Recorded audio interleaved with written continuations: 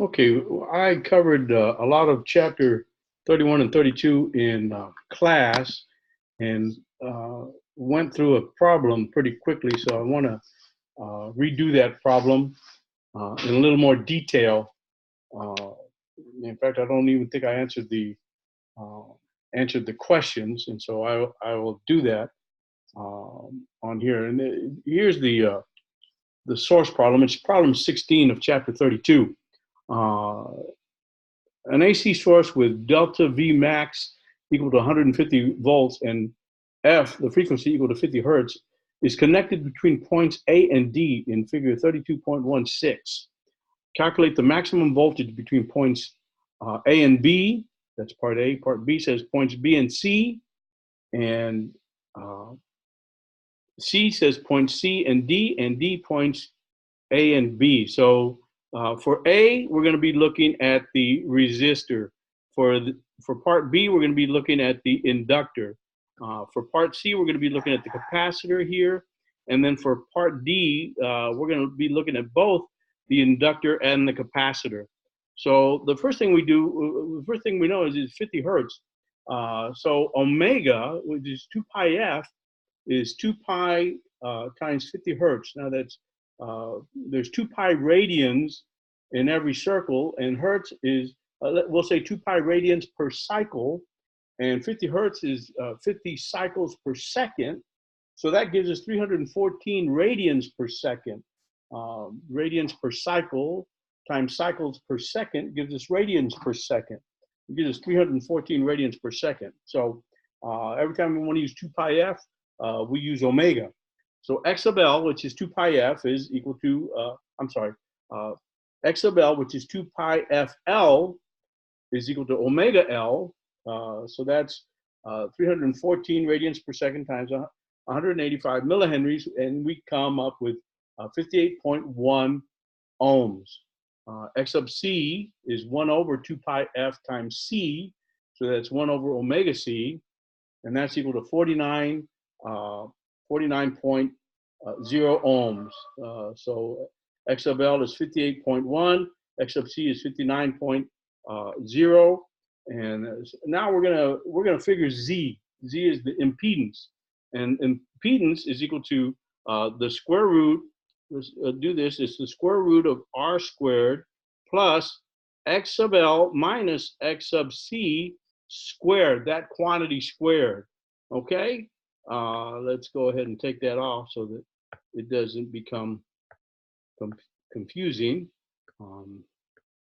So we have Z is equal to 40 ohms, that's the resistive part, 40 ohms times 58 ohms of inductive reactance minus 49 ohms of capacitive reactance squared, that quantity squared.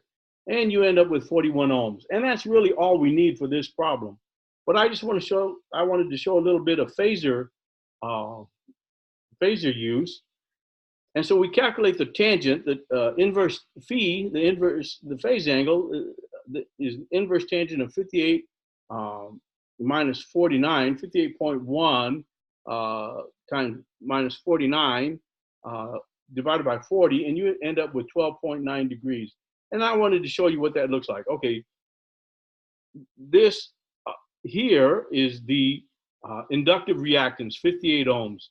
And this here is the capacitive reactance, 49 ohms. So we subtract one from the other, and we come up with the difference, which is 9.1 ohms. And it's at an angle, 9.1 of the reactive component and 40 of the real component, the resistance. So you have 40 by 9.1, the square root of the sum of the squares is 41. So this here, this length is 41. The blue 40 is for this vector down there. Okay, the 41 is the black vector, and so that's what the phasor diagram looks like. Okay, now let's continue on with the rest of the problem. We have to answer these questions. The maximum voltages between points A and B, B and C, C and D, and B and D. Okay, so the Imax is equal to Vmax divided by Z, which is 150 volts divided by 41 ohms. It's equal to 3.66 amps. Now, in order to get the Vmax from the different components, we take the Imax times the component. So Vmax from A to B, which is across the 40 ohm resistor, is Vmax times Imax R, which is 3.66 amps times 40 ohms. And we come up with 146 volts, and that's right there.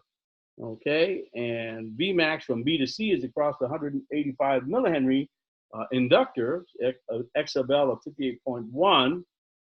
So Vmax is equal to Imax times X sub L is 3.66 amps times 58.1 ohms, and you end up with 212 volts. Now for part C, Vmax from C to D is across the 65 microfarad capacitor, X sub C, the capacitive reactance, is 49 ohms. So Vmax is equal to Imax times X sub C, 3.66 amps times 49 ohms. You get 179 volts. And D is the max from B to D. That's over these components here, these two components. So that's just the reactive part. So the 48.1 minus 49 gives us a 9.1.